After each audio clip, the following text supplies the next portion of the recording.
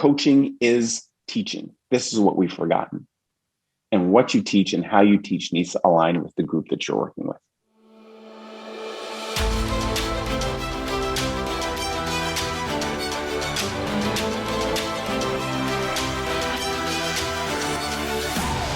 Welcome to the Coaches Club podcast, powered by Transform Sport, where we believe great coaches transform lives, athletes deserve great coaches, and coaches deserve great training.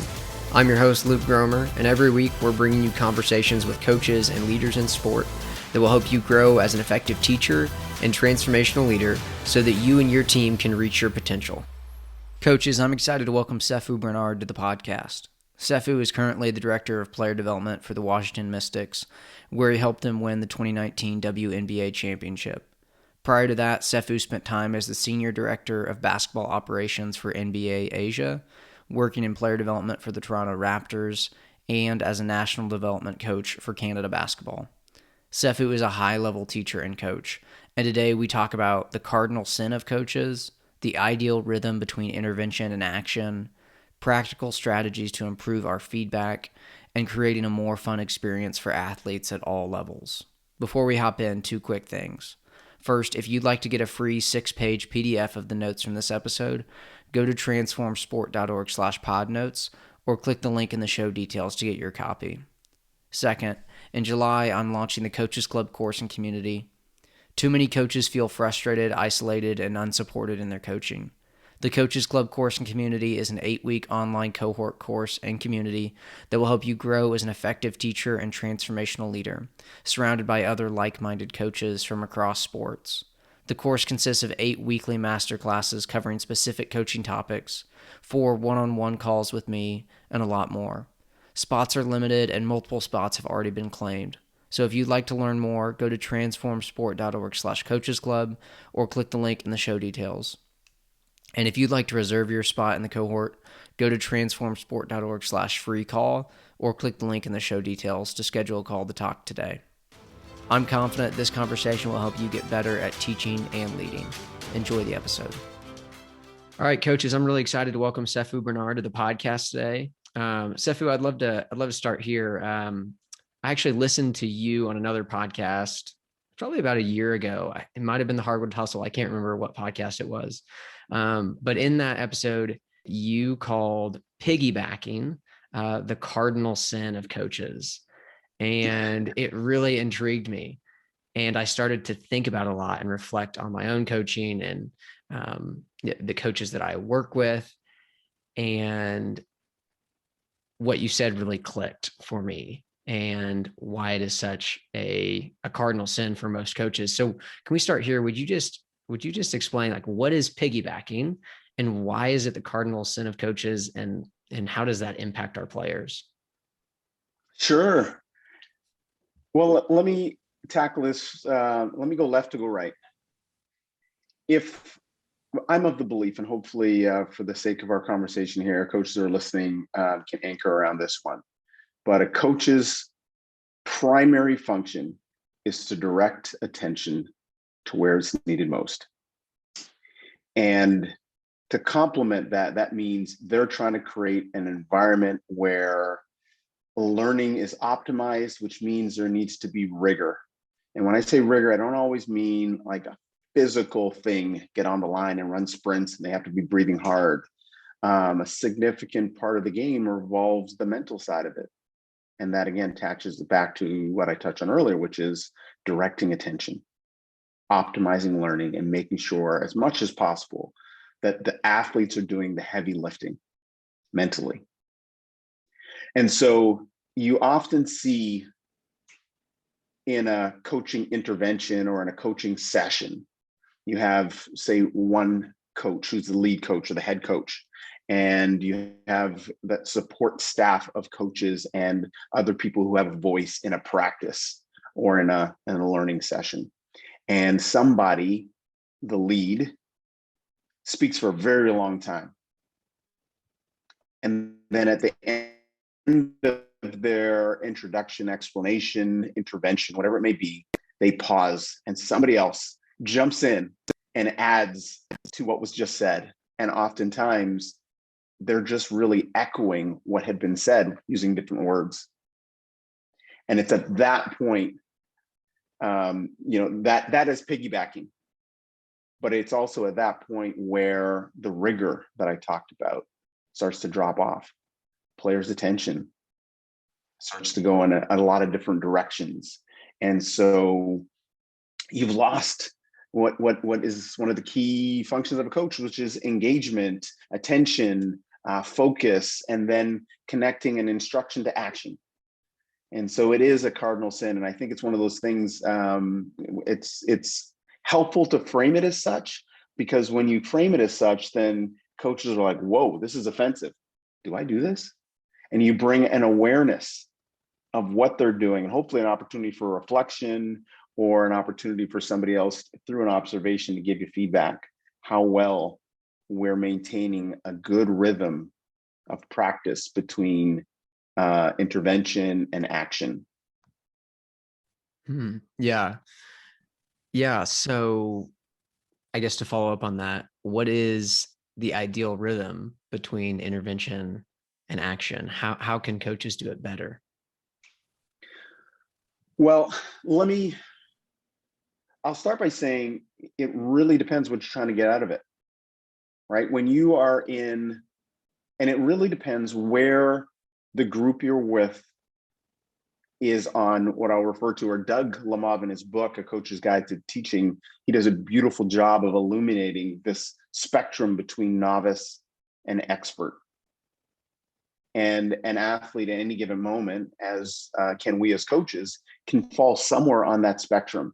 We might be an expert in one area, but we might be a novice in another. And so when somebody is on the novice side of that spectrum, you've got to go more slowly, right? There's more time and attention that needs to be devoted to new learning, especially if somebody is inexperienced and they don't have the background knowledge. If you're introducing new terminology, new geography, places on the court, names, sets, tactics, things that they have never done before, you've got to go more slowly. You've got to allow space for them to consolidate the information that's being shared. Okay. And so that's why I say there is a bit of a depends in terms of the rhythm of it. The skilled coaches are the most artful coaches that I've seen. They don't try and just do one big dump. Here are the 10 things we need to understand about a ball screen. And, they go through the list and they say, okay, let's compete. No, there's a skill, and you're a teacher. You understand layering or scaffolding. Some of the words that I've heard coaches apply might be leveling it up, or what's the word I'm looking for? I'm having a mental fart of my own, but it's the whole idea that we're adding gradually, and we're finding the balance, or what researchers would call desirable difficulty, where we can get them active and playing, and then we can stop and either encourage them through questioning or through adding a different constraint. We can get them to go deeper on a concept that we're working in. So a couple tactics or tools that coaches can use, I'll give two. One's called the Rule of 30, and the other one is TLC, both of which I've stolen from a brilliant basketball mind and teacher coach in Mike McKay. So the Rule of 30 is simply, you want to do your best to keep your interventions and corrections to 30 seconds or less. That's the aim, right? You introduce, let them play, pause the action, give a correction, an addition, send their attention in a different place, and then let them go back again. And it's okay. You can stop again in 2 minutes, 4 minutes, 5 minutes, depending on what you're doing. All right, so that's a great segue into TLC: teaching, learning, and competing. And so when I was first exposed to this idea, it was one of those great aha moments. And it was really empowering for us as a coaching team to use this. And I went so far as to include it in my practice plans, because this for me is the rhythm of coaching. And this is how you avoid that cardinal sin of piggybacking. And so to give some clarity to it, any drill you're doing, activity, can be a teaching drill or activity. It can be a learning or competing.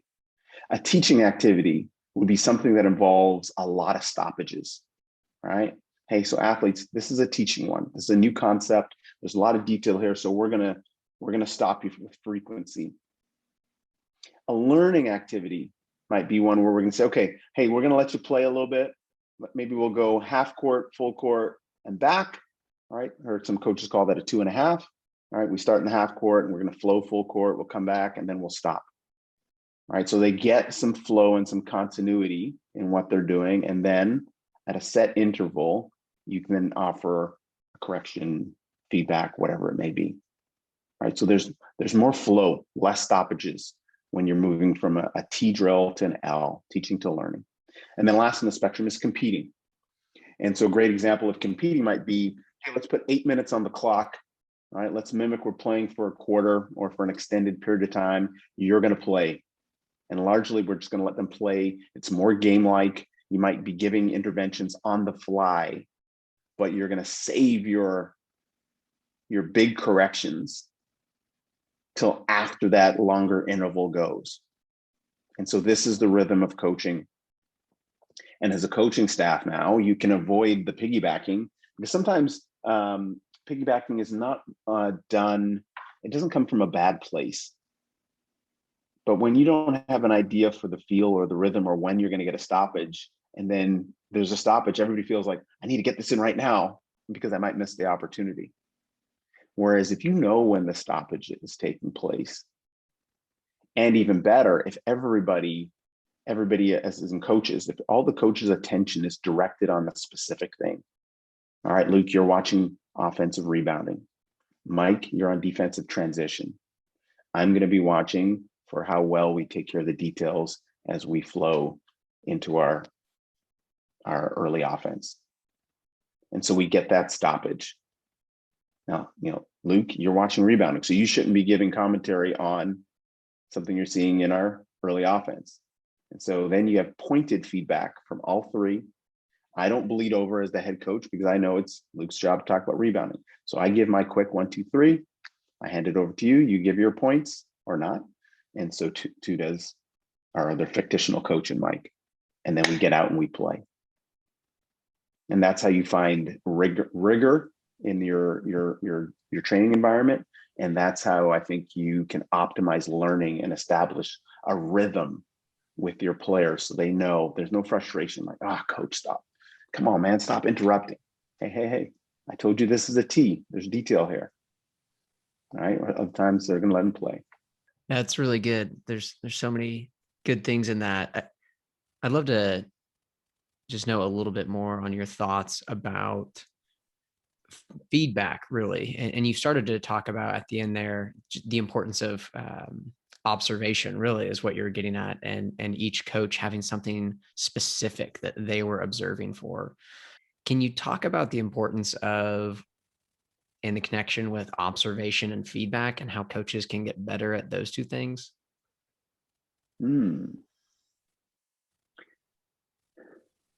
Well,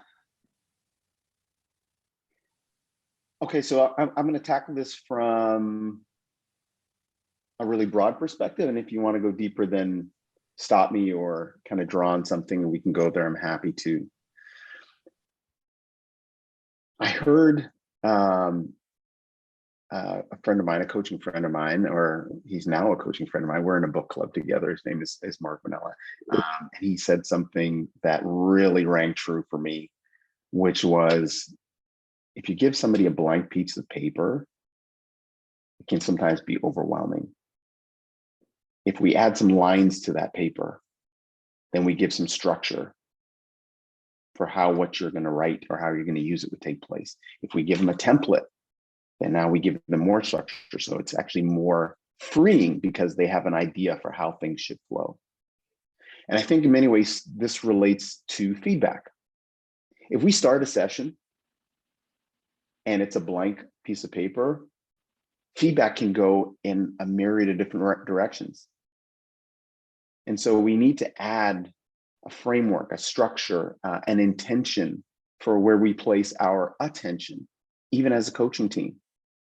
And I see this a lot, and I've experienced it a lot, where maybe I'm working with a group of coaches I've never had experience with. And in my mind, I'm thinking, okay, here are the 3 things that we're going to focus on for this session. But on those days where I don't do a good job of explaining to them what our 3 things are, I find that I'm getting feedback, and the totality of feedback is on 10 different things. And as the head coach, that's my failing, because I haven't given any structure to where you should be placing your attention. So it's one of the things that I've observed in some really good coaching environments, is that there is, before the session starts, there is some structure given to what coaches should be watching for, where they should be looking, and what are the things based on where this athlete is in their development plan, where they should be placing, what we should be looking for and what we'll be correcting. Because at any given moment, you could be correcting like 10 different things, but that doesn't serve the athlete. I've got a picture that I often share, and it's a shot of 5 different coaches on a team. And this is a high school program in the US, 5 different coaches. And they're all giving an athlete in game 5 different points of emphasis, things that they've observed. So what is that athlete supposed to remember? And so this is the big one. I call it feedback fidelity. Said differently, it's aligned feedback. Hey, let's sync up on the things that we're going to give feedback to on this athlete. Let's ensure that it connects to what we've been working on in our practice, and perhaps our development plan. So there's a consistency built around the type of feedback and the expectations. This is the rigor part. I've given you feedback, and now I'm expecting that the thing I've given you feedback shows up. Transfer and retention. Did I answer that question? Did I go where you'd absolutely. like to? That's really good. And I think that was pretty practical too. It's been so challenging for me coaching a 4th grade basketball team right now to do what you just talked about at times, because like you said, at any given point, there's like 10 things that, like, one of my kids, like, half the time he's traveling, like, but we're working on something different. And so it is so challenging, and it's part of the art of coaching. Like, all right, I've got to stay focused on this thing, even though there are these other things that could be corrected. And although it's been challenging, I'll say that I've seen the positive impact of it on a lot of these kids and even just after about four weeks of a couple practices a week, some of these kids have really developed skills that weren't there before. And we've only really focused on a handful of skills. Like, we've stayed very focused on just a few things, but those things are like starting to transfer to games. But in that, it's been a challenge for me to stay focused with that feedback on, okay, here's what we're working on right now. Oh my gosh, I see this other thing that also needs coaching, but I've got to set it to the side right now. I can't engage that if I want them to actually learn this thing that we're focused on. And to echo what you said, it's been super important for me to plan out like what the focus is of my different drills or games in practice, so that I have it and so that it keeps me aligned to it. And one of the other things that's been very helpful for me, and I got this from Doug Lemov's book as well, was just the idea of a retrieval list. And so, like, after practice, I've gone in and have a spreadsheet of the different concepts we talked about and just putting an X on the days that we actually worked on that concept. And then just to actually look at that retrieval list and then observe practice and say, oh, like, these things that we've worked on multiple times, they're the things that are showing up. The things that we've only hit on once, yeah, they're not showing up, and nor should I really expect them to. Your summary there is bang on, and the practical example of a retrieval list. is a powerful share that comes out of Doug's work. I love it. I've utilized it. I'm still trying to integrate it into what I'm doing, whether it be with younger athletes or with professional athletes. Yeah, I'm tracking with you 100%, and I definitely can relate to what you're sharing, working with young kids. I started a grassroots program here where I live, and for many of these kids, this is their first experience with basketball. And bigger than that, most of them don't have a reference point for the sport because they don't watch it. They don't come from countries where basketball has, say, the same level of importance in the family as in, say, North America or in other parts of Europe. So they have no idea. And the same thing happens. You know, I've got coaches who come in, they're observing or they're coming to support, and kids running around, taking one dribble, taking 5 steps, and taking one. It's a travel. It's a double dribble. It's not important. Not important. But did you see that when she saw chest on her line, she changed direction? That's important. That's one of her, vision while they're, and so yeah, you're absolutely right. That is one of my big takeaways, and the thing that I'm most intentional about is this whole idea of the consistency of our feedback and making sure that it's aligned and complementary. That's really good. Good example. And that segues kind of into one of the other things I wanted to talk about. Just talk to me about the importance of linking perception and action in player development. Where are most coaches getting it wrong with that, and how can we get it right or get better at it? This is a big question. It's a really good question. And in all fairness, it's one that I have been wrestling with for a number of years, and I continue to. I think as humans, I'm going to try not to get too deep on this, but as humans, we have one of our blessings and our curses is trying to simplify things down, kind of break it down into these rational chunks that make sense to us. And we end up stripping away the richness of the experience. And probably said more accurately is we've forgotten how learning takes place.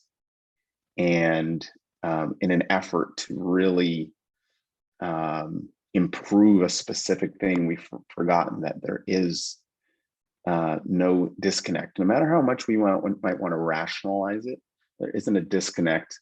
Let's keep it in basketball. All right. So basketball is a team sport. It's a group invasion game. It's barrier free. It's a contact sport. And how a technical skill comes to life is dependent upon context. So the context is driven by the environment within which that skill needs to come to life. Said differently, there's limited time, there's limited space, there are bodies. Basketball is organized chaos. That's the beauty of it. There's a randomness to it. And so Daniel Coyle talks about this one. Sorry, I know I'm jumping around a little bit. Hopefully I'll bring it all together. So Daniel Coyle in his book, Talent Code, does a beautiful job of illustrating or delineating, separating between two things. He called one a hard skill versus a soft skill. Okay. A hard skill is something that needs to be done the same way over and over and over again. Think archery, shooting. There's numerous activities where that thing needs to be done with exactitude and precision, unwavering, right? You largely see hard skills expose themselves in barrier environments or non-invasion activities where there isn't somebody charging at you, tackling you, trying to take your object away from you. So it's easy. If I'm in the Olympics and I'm I'm target shooting. I've got to maybe come up, ski, get to my target, take my breath, go to my routine and shoot my target. So those are hard skills. The other end of the spectrum are soft skills.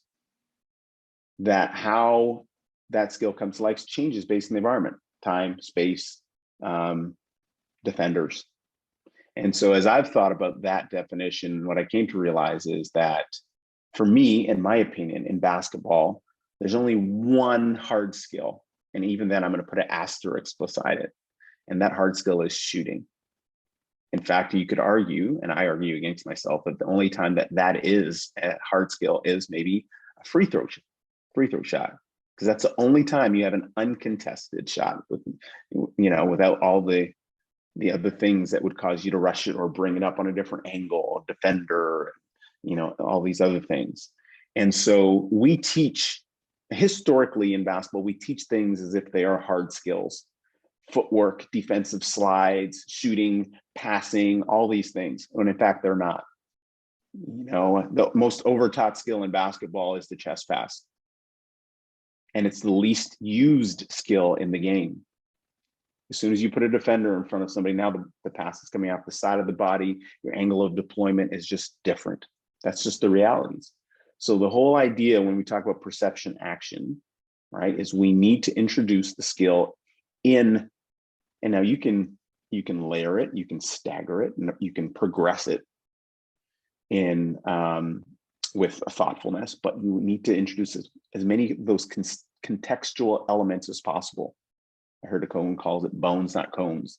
So if I'm teaching passing, monkey in the middle, we can do that. All right. So now I've got to throw a pass with a body on that line. I've got to figure out how to create an opening or a window to get that pass off. Right. That might be ugly early, but you'll have better retention and transfer because the skill that you're trying to grow or build is being done so in an environment that mirrors where they're going to have to apply it once you get into small-sided 2v2, 3-on-3, 4-on-4, and eventually into the 5-on-5 version of the game. And then the last piece that's kind of baked into your question, perception action, is that basketball is a visual skill. You have to be scanning your environment and being aware of what's in front of you, but beyond that, you have to be able to anticipate and perceive that which has not yet unfolded. And so those to me are actually the most fundamental fundamentals in the game, but they are the most challenging things to teach. And it's very difficult to compartmentalize them into nice, even, perfectly formulated drills. So it's harder. Yeah, absolutely. That's so good. And I love your example of monkey in the middle with this fourth grade team that I'm coaching. We haven't done any blocked passing drills. We've just played a bunch of keep away. And so either it'll be like the offense has an advantage, or maybe sometimes the defense has an advantage, and limit the space a little bit. And it's literally just keep away. They've got to connect a certain amount of passes to get a point. Right. And so it's competitive too. And they're getting better at making passes in a random, challenging environment. Whereas, like you said, like the chest pass, just almost never happening in the game. So why would we spend our time on it in practice, especially when kids are there to have fun and play? Here's my next question, and kind of continue on that train of thought. How do we create a more fun experience for athletes in sport? I know that you're really passionate about this at the youth level, but I would love to know, obviously, as someone who works from the grassroots level all the way to the professional level, are those principles of fun the same for all athletes? Do they change? But then just overall, how do we create a more fun experience for our athletes? So you're right. I am very passionate about this, selfishly and unselfishly. Let me start on the high performance end of the spectrum, and then we'll come back and we'll have some fun with the other end of the spectrum, which youth sport. And when I refer to youth sport, I'm talking U15, on down. So I am team anti-grind. I'm proudly team anti-grind. I'm wanting somebody to make some t-shirts for me, and I'm going to wear them. And so for me, this is absolutely integral. What we've undergone in the last, say, 20 years is the commodification of sport. It's become a business. And it's really the adultification of sport. We're taking adult thinking and we're applying it to youth sport.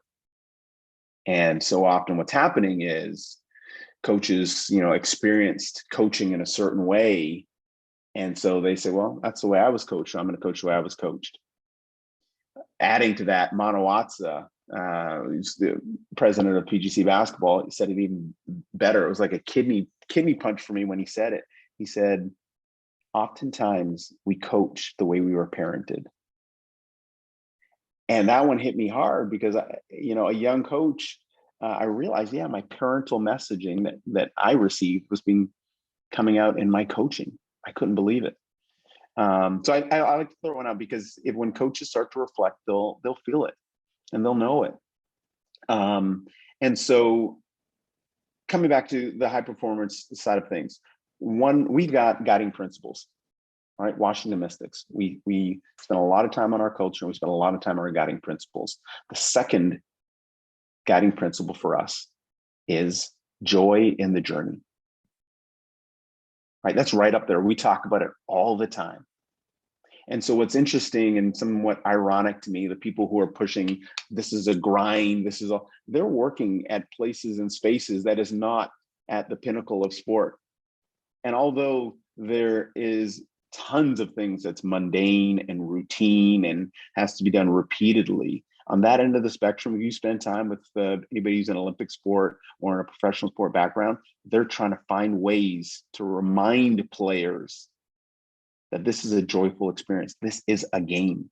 Yeah, we want to compete, and yeah, we want to win, but we need to find joy in the journey. And this is a selfish and unselfish thing. It's beyond just kind of being hoity-toity, happy-go-lucky kind of environment. It's like, no, the most resilient athletes are the ones who can find the magic in the mundane. The ones who understand that there's some need to do's before we get to our want to do's, and they do it joyfully. So for me, anchoring on joy and wonder and curiosity are qualities that show up in the best of the best. But what they feed into and lead into is a resiliency. We're not hiding that there's work. We're not hiding there's going to be days you want to show up, and there are going to be days you don't want to feel like it. But we're also equipping them with the skills that feeds into this grit or resiliency thought, resilience of emotion, this ability to bounce back because you love what you do. And so if you spend all that time in youth sport, collegiate sport, grinding it, and taking out the fun, right, you're really reducing something to an experience that will end up hurting them later. Now, other end of the spectrum, most powerful paradigm that was shared with me again from Mike McKay is your who and your why equals your what and your how. Most people start with the what and the how. What are we going to do in practice? We start writing out a practice plan. We're coming up with these drills, and then we go, okay, let's go and do it. But it doesn't connect to your who and why. Who are you working with? You're working with 6, 7, and 8-year-olds. Why do they participate? And there's tons of evidence and research that's been done on this. This is not my opinion or somebody else's opinion. There's tons of group. Project Play is doing a phenomenal job of really going deep on that. I know USA Basketball has hockey. USA Hockey has done it. Hockey Canada has done it. Canada Basketball has done it. There are a lot of international groups. All right, so this is not opinion. That have done a cross section. In football globally, they've done it as well. That demonstrates kids U13 winning is not top 3, much less top 5 on their list of things, of their whys. Do kids want to compete? Yes, absolutely. Do they want to achieve success? Yes, for sure. Do they want to feel like they're improving and there's competency and all those things? Yes. But higher up on the list is this feeling of social emotional safety, this feeling of being a part of something, this idea of I'm just doing this. I want to be with my friends. I like the way my body feels when I'm doing this thing. I don't have words for it. These are all these other things that are their whys and connect their age and stage developmentally appropriate for these kids. And so just to kind of bring it all together, when we talk about fun, we need to look at our who, and then complement that with understanding why they're getting better. You can still have an environment in youth sport where there are laps. For us at ACX basketball, we talk sweat, smiles, and shining eyes. If you're missing one of those three ingredients, you're missing the point. But if you get all three of those things, right? Sweat infers there's a physical intent. They've been moving. Smiles, there's a joyfulness, right? But without the shining eyes, or if we just have smiles, we could have shallow fun, laughing at rather than laughing with, a goofiness, a silliness. That's not an enriching environment. But when we get shining eyes, there's this hunger, this thirst, this eagerness, like, yes, coach, come on, let's keep going, right? Now you're getting into wonder and curiosity. Now you're getting into deep learning, which is deep fun, which is a more robust type of fun. This is, said differently, this is when you're just getting lost in play. You and a ball and a court, imagination, right? Come on in for dinner. No, I don't want to go. Come on, practice is over. No, can we stay? Right? This is what fun is. And so I challenge coaches to define fun. And I challenge the kids that I work with also. I differentiate. Let's talk about deep versus shallow fun, because we're going for deep fun. If you want shallow fun, there's somewhere else for you. But if you want this feeling of improvement, this feeling of being a part of something, this feeling of, we see you, you're heard, you're listened to, we're not depriving you of the game. So like for us at ACX basketball, we never want to hear this, when are we going to play? No, they show up, we're playing. We're not withholding the game, which you see so often, right? We're going to spend an hour and a half doing all these drill skills, and then you're going to earn your way to this closing play. Now, as Carol Dweck says, we go hard first. We're going to play and play and play and play. Then we'll kind of hide the veggies and tomato sauce by doing some skills and drill work. And then we're going to come back and play whole part whole. That's fun. That is fun, man. That's so good. I sent out a form, a survey to the parents of the kids that I'm coaching on this fourth grade team before the season started. And I asked that the kids fill out the form without the parents' help. And one of the things I put on there was, why are you playing basketball? And I believe every single one of them mentioned fun in their answer in some way. And so, like you said, like it's true. They're there to play. They're there to have fun. And then when you can define it for them too, like, here's what fun is going to look like. Because that's important too, because it can get it, like, they're fourth graders. There's been some times in our practices where it has gotten goofy, and I'm like, and there's that part of me that's the coach, like, oh, like, what? But then I also have to remind myself, like, all right, they're fourth graders. Like, remember where they are. And they probably just haven't learned some of these things. They've never seen it or experienced it in terms of fun equaling lots of effort and focus, but also improvement at the same time. So I love that. Man, yeah. And sorry, can I tag yeah, on to that? yeah. I know, and you're right, we could go on this forever, but oftentimes because we forget what it's like to be a kid. And this is what when I call that adultification, it's when you kind of bring this lens that's of an adult. Hey, let's go to work. You hear it in our language. This is something we fight for in ACX basketball. There's nobody said, no kid. Hey, I really want to practice. All right.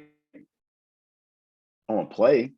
Now, if that kid's around an adult and they talk about, hey, you got to practice, and they love the game, then they'll pick up on that. But really, they just want to play. Even being focused on a skill for a kid, U15, is still play. They're just lost in the experience of trying to improve that thing. So that's the one thing, and when you have a misalignment between the who and the why as the coach and the who and the why as a participant, that's where you end up with this friction, right? We have the wrong person working with these kids, and that creates opportunity for a real problem, right? There's nothing wrong with being a high performance coach and you just want to work with athletes who can think high level, no problem. But you shouldn't be coaching kids.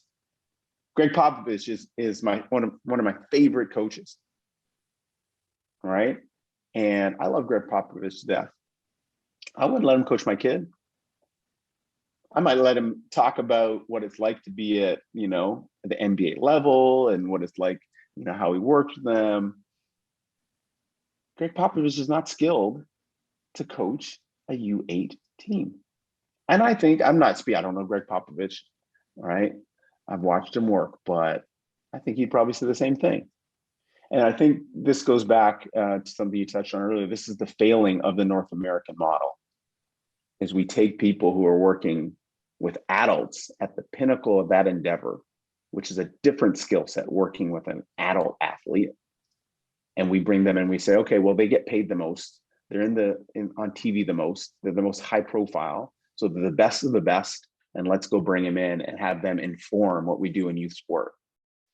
And that's where we fall off. We've got a disconnect. And you see in other sports and in other places in the world, they say, no, you need a certain skill set to be working with this age group of kids. Teachers know this. You're not going to take the high school calculus teacher and then have them teach, grade 3 math. They may not have the skill. It's a completely different skill set. And coaching is teaching. This is what we've forgotten. And what you teach and how you teach needs to align with the group that you're working with. Boom. Wow, that's fantastic. That's so good. And you're so right. It's unfortunate that there's still a lot of work to be done to design youth sport experiences that actually fit the kids, that are what they want and what's best for them. So I love that. Well, I want to respect your time, but before we go, I've got a few rapid fire questions for you. Just want to know the first things that come to your mind. Here's my first one. Describe either the best or your favorite coach that you've either played for or coached with in 3 words. Oh man, this is like, I'm the worst at these games.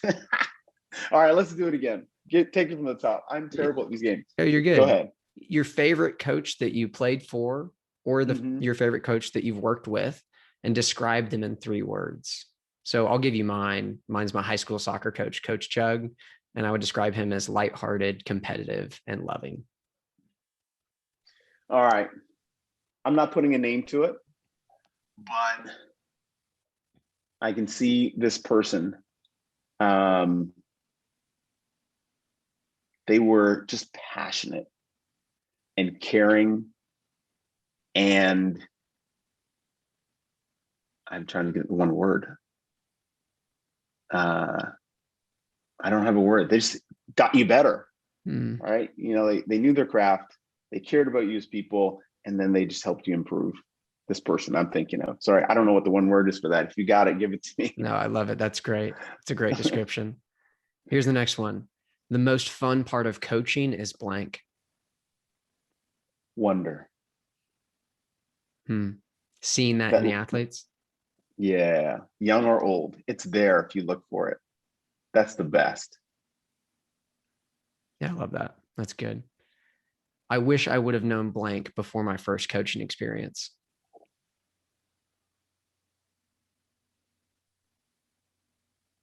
Dang.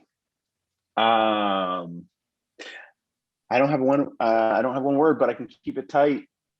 The person over the player. That's good. Yeah, that's so good. Here's my last one. I know I'm successful as a coach when blank, and it could be more than one word. When kids come back to me years later, and you see the impact on who they've become from seeds that were sown many years before. That's awesome. Yeah, that's so good. Such a good perspective on that. Well, Sefu, this has been phenomenal. Tell people how they can connect with you and see the work that you are doing.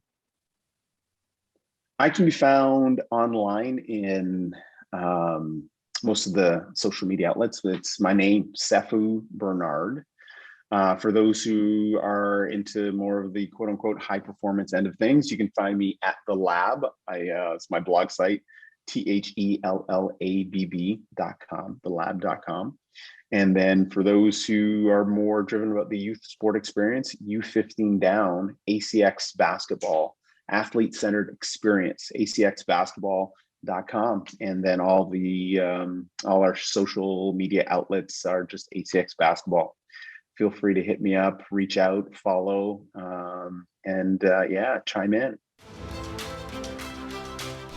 Coaches, thanks for listening to this episode, and thanks again to Sefu for coming onto the podcast. I really hope you can take something from this episode and apply it to your coaching.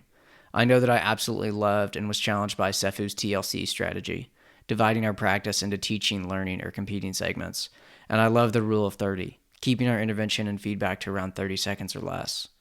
If you want to get the podcast notes from this episode, go to transformsport.org/podnotes or click the link in the show details to get a free 6-page PDF of the notes from today's episode.